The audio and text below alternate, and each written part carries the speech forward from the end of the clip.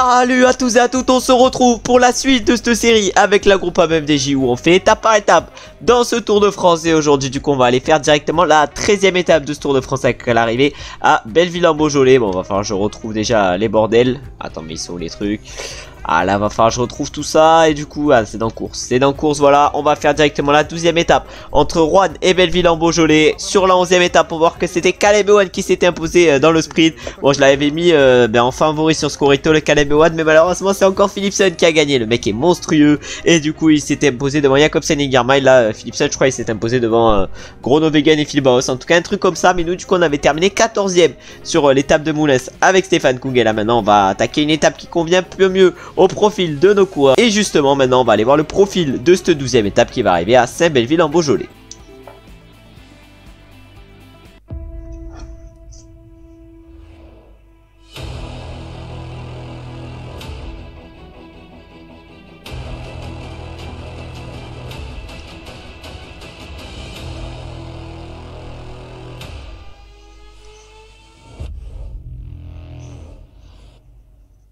Bonjour les gars. On a donc pu voir le profil de cette 12e étape qui va être une étape plutôt pour les sprinters, non pour les baroudeurs. Mais qu'est-ce que je raconte? En tout cas, ça va être une étape pour les baroudeurs cette étape. Et du coup, on va essayer de mettre un coureur, pourquoi pas en échappée. Quentin Pacher par exemple, ça peut être intéressant à mettre dans une échappée sur cette étape. Parce que Madoua, ça m'étonnerait que ça le laisse partir dans l'échappée. En tout cas, les favoris aujourd'hui, c'est Pogacar, Pidcock et Van Der Poel. Bon, Van Der Poel qui a lâché son effort sur cette étape. Il a pas lancé le sprint pour une fois pour Philipsen. Bon, Philipsen, il a su quand même se débrouiller. Mais Van Der Poel du coup il est très costaud sur ce Tour de France. Non pas très costaud, il est pas à son prime.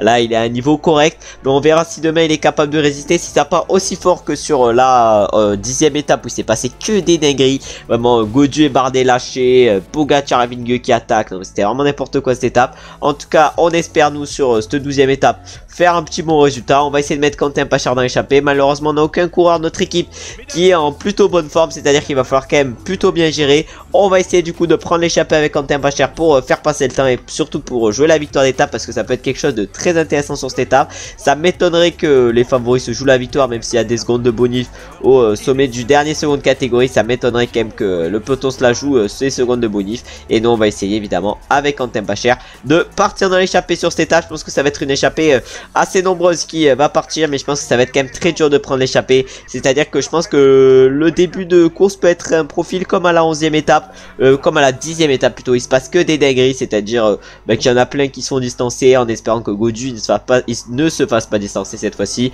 Bon après Gaudu il était distancé mais Pinot n'était pas distancé. Mon chouchou qui est pas distancé, mon gout qui est pas distancé. Bon on va pas se plaindre. En tout cas là on est avec Quentin Pacher. On va essayer de prendre la bonne échappée. On a Victor Lafay qui est avec nous. Ça peut être une étape qui peut lui convenir à Victor Lafay, on verra ça. Mais depuis son week-end en Espagne qui a été exceptionnel, on l'a pas vu à un gros niveau par la suite. On espère qu'il a un niveau correct mais juste il se repose. Parce que là pour l'instant sur ce Tour de France il s'est révélé en allant chercher une victoire. Mais depuis c'est pas trop ça. Et maintenant on va se retrouver du coup sur cette étape au niveau de la première côte de 3e catégorie avec Quentin Pacher, une cote où on va essayer d'aller chercher les 2 points, même si ça risque d'être compliqué. On a actuellement combien de points? On a actuellement 11 points au niveau du classement de la montagne, c'est à dire que si on arrive à aller chercher quelques points sur cette étape, on peut peut-être se rapprocher de Stef Kras, même s'il est également présent dans l'échappée et qui risque de remporter pas mal de points et de nous mettre un peu la distance à Gaudu et Pinot qui étions 2e et 3e avec 37 points. On arrive pour la première cote de 3e catégorie, c'est-à-dire la cote de la Tizy-les-Bourgs. Et dans cette cote évidemment on va essayer de passer en tête. On a Dries de Venès face à nous, on a du Stef Kras, mais l'objectif ça va être de tous les battre. Et on va tout donner, on leur a mis une petite distance. Ah bon, on leur a mis une petite distance et voilà, on va normalement passer en tête devant Dries de Venès. Heureusement qu'on est très rapide avec Quentin Pacher. On va du coup passer facilement en tête de cette première cote de 3e catégorie. Et maintenant l'objectif ça va être de faire de même sur la 2e. En plus de cela, Stef Kras, un de nos adversaires au maillot à poids, ne prend pas de points. Il va falloir que ça continue comme ça et on va se retrouver directement pour la 2e cote où on va essayer d'aller chercher un nouveau 2 points. On arrive maintenant pour la 2e cote et c'est même un col vu que c'est le col des Escorbans. 3 km à 5,9%. On va voir ce qu'on est capable de faire dans ce col. Alors que là il y a Warren Scholt qui est devant nous. Et Warren Scholt je sais pas ce qu'il fait. En tout cas il imprimait un petit tempo. Et est-ce que Frédéric Frison il va pouvoir nous battre sur ce col? Je sais pas. Nous on va lancer dans les 500 derniers mètres. Avec Quentin Pacher, est-ce qu'on va être capable d'aller chercher un nouveau 2 points? On semble extrêmement costaud avec Quentin Pacher. Et on va aller chercher un nouveau 2 points. Même si ça risque de pas jouer à grand chose derrière. Ouais, c'est Valentin Ferrand en tout cas qui va chercher la 2e place. Stef Kras malheureusement pour lui n'arrive toujours pas à aller chercher des points pour le maillot à poids. Et c'est même ses coéquipiers qui vont chercher des points. En tout cas, nous on est allé chercher à nouveau 2 points, ce qui nous fait maintenant un total de 4 points sur l'étape et de 15 points en tout. L'objectif, pourquoi pas, ça serait de reprendre ce maillot à peau sur ce Tour de France. Bon, quand même, pour l'instant, il n'y a pas trop d'écart par rapport au peloton, il n'y a que 4 minutes d'avance. On va voir le profil de cette 12e étape, on va voir ce qui va se passer en IRL, mais ça peut être une étape très intéressante, surtout qu'elle arrive avant les grosses étapes de montagne. Du coup, ça m'étonnerait que ça bouche les favoris, parce que là, de vendredi à mercredi prochain, il n'y a que des étapes qui vont être dinguerie totale, et du coup, je pense qu'il va pas se passer grand chose en vue du général sur cette étape. Ça va être plutôt pour les baroudeurs, mais ensuite, je pense que le général du Tour de France entre Pogacar et Vingegaard va jouer, et même le podium, parce que je pense qu'il y en a pas mal qui peuvent craquer. Je pense qu'il y en a pas mal qui peuvent revenir en prenant une échappée devant. En tout cas, je pense qu'il va se passer pas mal de choses sur ce fin Tour de France, et je pense que ça va être insane. Mais nous, avec Quentin Pacher, on va se retrouver pour la prochaine cote de 3e catégorie sur cette étape, une cote où on va évidemment essayer de passer en tête. Allez, on arrive dans un nouveau col. Cette fois-ci, c'est le col du Fût d'Avenas, 2 km 700 à 5%. On va voir si on est capable à nouveau d'aller chercher des points. Pour l'instant, on est passé en tête des 2 codes de 3e catégorie qui nous attendaient sur ce parcours. Maintenant, l'objectif, ça va être de passer en tête de la 3e, et on va accélérer justement pour essayer de passer en tête. En 400 mètres, on leur a mis encore une fois une distance sur cette côte, et on leur met la misère à chaque fois. Pour l'instant, on arrive facilement à aller chercher les points, même si c'est revenu sur nous vers la fin. On a réussi quand même à aller chercher 2 points de plus, ce qui nous fait maintenant un total de 6 points sur cette étape. C'est pas mal intéressant, alors que derrière nous, c'est Pierre Latour qui a allé chercher 2 points. C'est-à-dire que Steph Kras pour l'instant est allé chercher 0 points sur cette étape, alors que c'est lui le leader du maillot de meilleur grimpeur. C'est-à-dire qu'il doit pas être trop à son aise aujourd'hui pour aller chercher les points, et je sais même pas à quoi sert son échappée sur cette étape, parce qu'il n'a réussi à aller chercher 0 points. En tout cas, Tereda et Warren Scholl ont été distancés sur ce code de 3e catégorie, et là prochainement ça va être les cols de seconde catégorie qui vont nous attendre. On a 4 minutes 30 d'avance par rapport au peloton. On va voir ce qui se passe sur la suite de cette étape, et on va se retrouver directement pour la prochaine cote de seconde catégorie, plutôt le prochain col de seconde catégorie, parce que là normalement on devrait passer des cotes au col, même si là il y avait marqué que c'était des cols. Je pense que c'était quand même plutôt des cotes, en tout cas ça va un profil plutôt de clotte, et maintenant ça va être un profil de col qui va arriver, et on va essayer de faire la différence avec Quentin Pacher et d'aller chercher les 15 points qui seront à jouer, même si je pense que l'échappée, non plutôt le peloton, va peut-être nous revenir dessus. On devait se retrouver pour les secondes catégories, maintenant on se retrouve pour les sprints inter. En tout cas, tout devant c'est Warren Scholl qui est en train d'emmener le tempo. Est-ce qu'il a quelques points? Non, il a pas de points justement au sprint inter. Nous on a 35 points. Pourquoi pas augmenter le total de points que nous avons? En tout cas, devant ça accélère. Ah ouais, ça accélère. De toute façon, l'échappée, je pense pas qu'elle va aller au bout sur cette étape. Du coup, les maillots de par points et du meilleur grimpeur peuvent être intéressants, alors que là il y a Dries de Venez qui semble très costaud. Est-ce qu'on va être capable de le battre? Et non, malheureusement on va passer 2e avec Quentin Pacher. Bon, on arrive quand même à aller chercher quelques points, et maintenant on va se retrouver pour l'école de seconde catégorie, et directement pour le prochain col de seconde catégorie où on va essayer d'aller chercher 5 points. Mais en fait, je disais qu'il se passerait sûrement pas grand chose sur cette étape, et que ça risquerait de se jouer entre les baroudeurs. Mais dans les cols de seconde catégorie, si par exemple au début de l'étape il y a un leader qui est distancé, peut-être que certaines équipes voudront essayer d'accélérer pour distancer, pour redistancer le leader s'il a réussi à revenir. En tout cas, je pense que il peut se passer pas mal de choses comme ça dans ce final d'étape, même si ça m'étonnerait quand même qu'il y en ait qui attrapent des coups de chaud demain, parce que les températures ont un peu baissé quand même sur ce Tour de France aujourd'hui. Je crois il faisait que 24 degrés. Bon, il fait quand même très chaud à 24 degrés, mais voilà, par rapport au début de la semaine et par rapport à l'étape de mardi, c'est un peu moins chaud, et l'étape de mardi c'était vraiment une dinguerie totale le départ. Après voilà, ça c'est chaud entre les baroudeurs, et nous du coup on va se retrouver avec Quentin Pacher directement vers le sommet de, du col de seconde catégorie, où on va essayer d'aller chercher les points. Pour l'instant on est pas trop mal placé au niveau du classement du meilleur grimpeur avec nos 6 points obtenus sur cette étape. Maintenant va falloir essayer d'aller en chercher 15 de plus. Allez, on est dans le premier col de seconde catégorie, le col de la casse froide. Oh, il faut que j'arrive à le prononcer. En tout cas, 5,7 km à 5% ce col. Et nous, on va essayer, pourquoi pas, d'aller chercher les points, alors qu'il y a les 3 Total Energy qui sont devant nous. Les 3 Total Energy qui sont devant nous. Est-ce que Steph Kras, il va pouvoir aller chercher les points? Je sais pas. Oh, il s'est relevé. C'est Pierre Latour qui va aller chercher les 5 points. Et nous, malheureusement, on ne va aller en chercher que 3 avec Quentin Pacher. Bon, là, Pierre Latour, il fait la descente, mais il va pas trop nous distancer vu ses stats en descente. Malheureusement pour lui, il a une phobie de la descente. Du coup, en IRL, les descentes, c'est un peu compliqué pour lui. Il peut arriver qu'il se fasse distancer dans les descentes. Bon, faudrait qu'il aille voir un psy, un truc comme ça, mais je pense qu'il a déjà fait. Du coup, en vrai, ça doit être un truc quand même assez chaud d'avoir peur de la vitesse quand t'es souvent à haute vitesse. Du coup, bon courage à lui. On espère que ça se résolvera, ça se résoudra pour lui. Et on espère qu'il va pourquoi pas aller en claquer une sur cette fin de Tour de France, parce qu'il a fini 2e au sommet du Puy-de-Dôme où il a fait une grosse montée. Malheureusement, il s'est heurté à un grand Michael Woods. Je pense qu'il est très costaud dans ce fin de Tour de France, et je pense qu'il peut peut-être aller en chercher une si une échappée va au bout. Et s'il est le plus fort de l'échappée, c'est-à-dire que s'il n'y a pas trop de costaud, costaud. Parce que là, sur ce fin de Tour de France, il risque d'avoir des mecs très costauds dans l'échappée. Des mecs pour le général. Des mecs, voilà, je pense que ça risque d'être insane ce fin de Tour de France. En tout cas, nous, sur cette 12e étape, on va essayer d'aller chercher les 5 points de du prochain col de seconde catégorie avec Quentin Pacher. Et on va se retrouver du coup vers le sommet. Allez, on n'est plus que 7 dans ce groupe. On va essayer d'aller chercher les 5 points. Malheureusement, sur le dernier col, c'est Pierre Latour qui nous a battu. Maintenant, avec Quentin Pacher, on va essayer de passer en tête. En tout cas, on a encore plus de 2 minutes 50 d'avance par rapport au peloton. Et là, ça va accélérer. Ah, ça va accélérer. On peut voir que Pierre Latour, il accélère. Pierre Latour, il accélère. Nous, on a peut-être accéléré un peu tard. Il y a Pierre Latour, il y a Steph Kras. Est-ce qu'on va être capable de les battre? Évidemment qu'on est capable de les battre. On va chercher les 5 points. On s'est fait battre sur le premier col de seconde catégorie. Mais sur le deuxième col, on a montré qu'on était le plus fort. On est allé chercher un nouveau 5 points. Bon, ça fait une belle prise de points sur cette étape. Et dans le peloton, ils ne sont plus que 48. C'est-à-dire que ça a explosé d'un peu partout. Oh non, mais c'est quoi ce virage?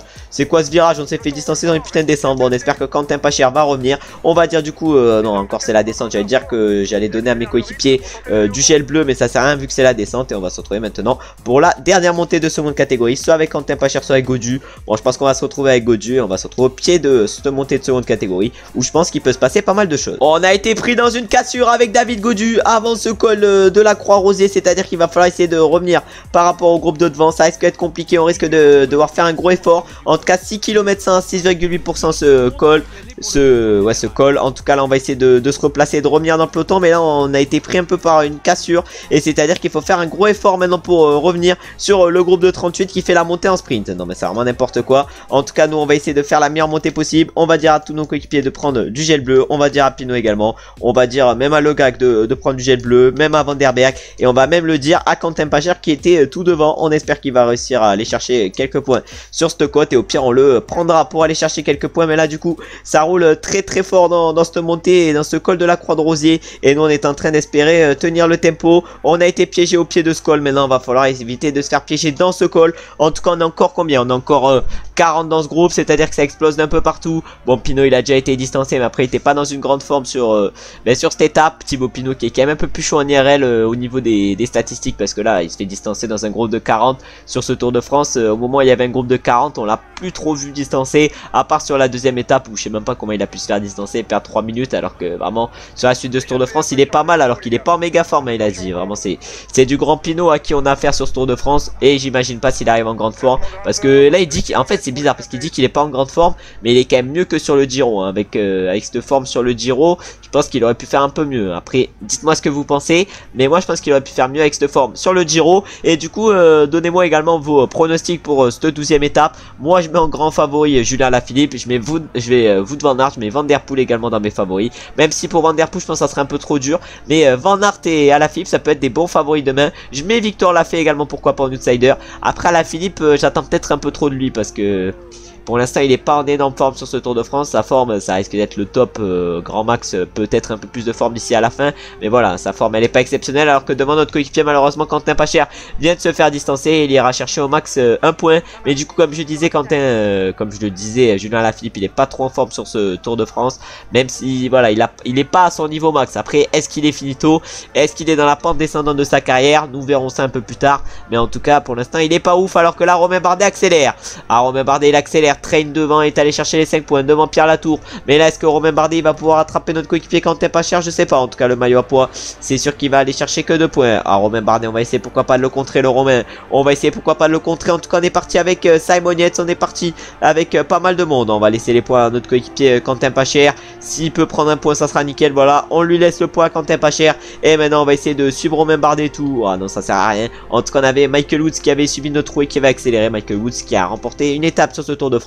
L'étape du Puy-de-Dôme. Bon, il a été moins bien sur une étape. C'est ça qui lui a fait perdre le général. Mais là, en remportant une étape, il a fait un bon truc. Comme Pello Bilbao, quand il a remporté une étape, il a fait également un bon truc en remportant là 11e dans la 10e étape. Donc, pour moi, j'ai l'impression que c'est récent. Alors que là, je viens de sortir de la 11e étape. Ben oui, justement, c'était hier la 10e. Oh lolo.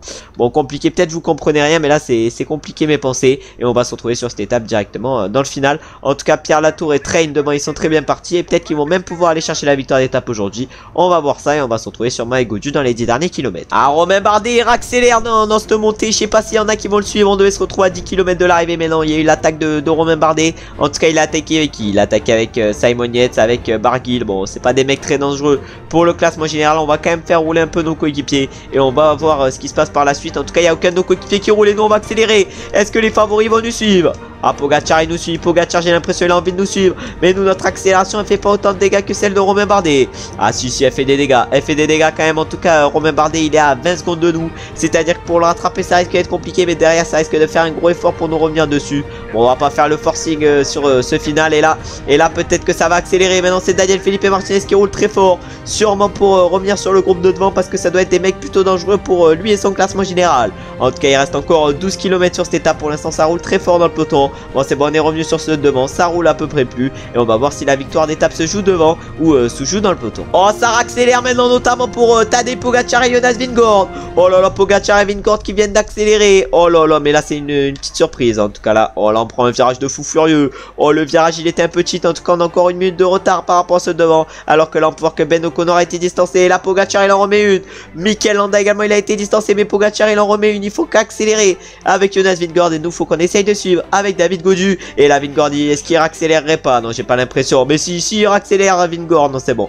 Mais là en tout cas cette fin d'étape est tendue et ça accélère pour les favoris de tous les côtés, alors que maintenant j'ai l'impression Romain Bardet accélère. Les 5 derniers kilomètres de cette étape nous attendent et devant c'est Tadej Pogacar maintenant qui accélère. Au moment des 5 derniers kilomètres il a accéléré, alors que la Madouas notre coéquipier va rouler. Oh, 3 km encore, 3 km. Rennes il a réussi à distancer Pierre Latour. Les deux ils étaient très costauds, mais la victoire va se jouer, ça c'est sûr, entre les deux. Et l'échappée ira bel et bien au bout sur cette étape, alors qu'on pouvait penser à un moment donné qu'elle irait pas au bout. En tout cas on a encore 48 secondes de retard par rapport à ce devant, plus de 40 secondes de retard par rapport à Pierre Latour. On n'est plus que 22 dans ce peloton, ça a explosé de partout et maintenant c'est Enric Mas qui accélère. Ouais, Enric Mas il fait que accélérer depuis tout à l'heure. Après il est pas hyper loin non plus au général, j'allais dire il est loin au général. Maintenant il est 5ème à 2 minutes 52, c'est à dire qu'il est pas loin de nous par exemple avec David Gaudu qui sont 2ème à 40 secondes. Et si on veut le podium va falloir faire des efforts, alors que là on a encore 19 dans ce groupe.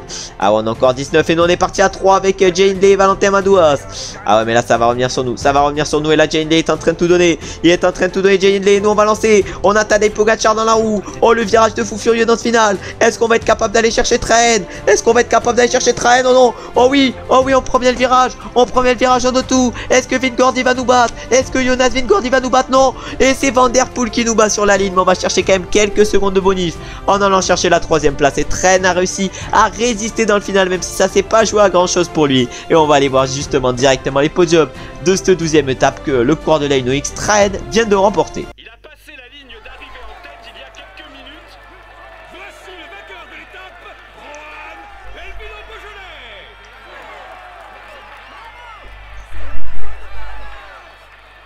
Il a su maîtriser ses adversaires pour s'imposer et lever les... Bon, Traen ils ont clairement pas son blaze en tout cas. Et nous du coup on finit 3ème avec David Gaudu sur cette étape. Mais au classement général du coup ça change pas. Et c'est toujours Jonas Vingegaard qui est en tête. Au classement par points c'est toujours Caleb Ewan qui est en tête après cette étape. Au classement du meilleur grimpeur c'est toujours Steph Kras qui allait chercher quelques points. Mais nous on allait en chercher pas mal également des points avec Quentin Pacher. Et enfin au classement des jeunes c'est toujours Tadej Pogacar qui est en tête suite à cette 12ème étape. C'est à dire qu'au niveau du général j'ai l'impression qu'il n'y a pas eu trop de changements.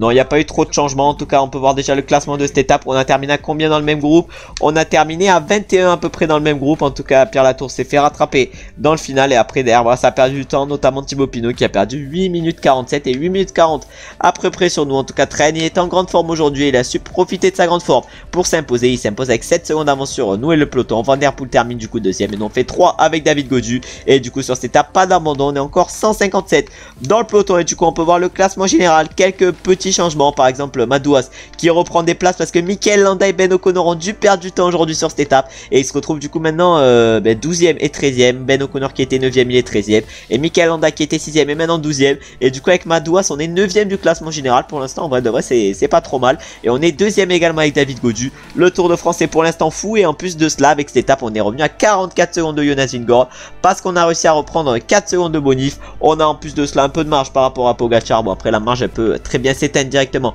avec l'étape d'après qui sera du coup l'étape du Grand Colombier. Il risque d'y avoir des dégâts autant en IRL que dans ce Tour de France avec la Groupama. En tout cas, on peut voir ici au classement du meilleur grimpeur que Steph Kras a repris quelques points. Il a repris 5 points sur cette 12e étape. En tout cas, il a perdu beaucoup d'énergie pour reprendre seulement 5 points. Bon, une étape un peu ratée pour lui. En tout cas, nous avec Godu et Pinot, on reste toujours 2e et 3e avec 37 points. On remonte un peu avec Quentin Pacher vu qu'on a réussi à aller chercher quelques points et on se retrouve maintenant à 26 points et on est actuellement à 16 points également avec Madouas. Au niveau du classement par points, on remonte à la 5e place avec David Godu en allant chercher une petite place d'honneur sur cette étape et du coup on est maintenant à 123 points. On est allé chercher également 17 points je crois bien avec Quentin Pacher, ce qui nous porte le total à 52 et ce qui nous reste et ce qui nous laisse plutôt en 20e position de ce classement. En tout cas on peut voir que Ewan il a quand même toujours de la marge par rapport à Philipsen. Van Der Poel est 3e, Van Aert il est 4e et au classement des jeunes Pogacar a toujours autant de marge par rapport au 2e qui est donc Tom Pidcock. Au classement par équipe là c'est nous qui sommes en tête avec la Groupama et on a même repris du temps au 2e et à la Ineos Grenadier vu que le 2e maintenant il a plus de 24 minutes et la Bahrain Victorious a donc perdu sa 2e place. Et au classement de la combativité c'est Pierre Latour qui a pris la tête suite à cette 12e étape et nous on est 5e avec Quentin Pacher et 6e avec Thibaut Pinot. Et maintenant on va aller voir directement rapidement le profil de cette 13e étape avec l'arrivée au Grand Colombier. Voilà des grosses étapes qui arrivent sur la suite du Tour de France et avant le week-end vraiment et plutôt dans le week-end les étapes vont être insane avec que des étapes de haute montagne. Je pense qu'il risque de se passer pas mal de choses. Voilà, quand je disais jusqu'à mercredi se passerait des dingueries. Voilà, l'étape du col de la Losse qui arrive mercredi, ça risque d'être une dinguerie totale. En tout cas, Moutier-Bourg-en-Bresse, voilà, 2 étapes qui seront un peu plus plates après. Et ensuite, bah, ça sera une vraie étape de montagne, une étape plutôt de moyenne montagne pour à peu près terminer le Tour de France avant de faire l'étape des Champs-Élysées. En tout cas, maintenant, on est plus vers la fin de ce Tour de France que vers le début. Bon, après, là, c'est les étapes les plus insane qui vont arriver, mais on est quand même plus vers la fin, ça fout un peu le sub. Mais on va essayer du coup de faire les meilleurs résultats sur cette fin de Tour de France et sur cette deuxième partie de Tour de France avec pour objectif évidemment avec Godu de remporter le classement général et également avec Pinot de remporter le maillot de meilleur grimpeur. En tout cas, je vous remercie d'avoir regardé la vidéo jusqu'à la fin. J'espère que la vidéo vous a plu. N'hésitez pas évidemment comme d'habitude à liker si la vidéo vous a plu, mais également à commenter. Ça me montre que vous avez aimé la vidéo. N'hésitez donc pas à donner votre pronostic soit pour la 12e soit pour la 13e étape. Dites-le moi en commentaire si c'est pour la 12e ou pour la 13e parce que sinon je vais être perdu. N'hésitez évidemment pas à vous abonner et à mettre la cloche des notifications pour ne louper aucun épisode de cette série avec la Groupama FDJ, mais également du Pro Leader, de la KR ou du Pro Cyclist. Et comme d'habitude, j'espère évidemment que vous avez passé une bonne journée ou vous êtes en train de passer une bonne journée. On se retrouve maintenant dès demain 9 h pour la suite de ce Tour de France et l'étape du Grand Colombier. On se retrouve maintenant dès 14 h pour un épisode en mode carrière ou en mode Pro Cyclist. Ciao ciao ciao.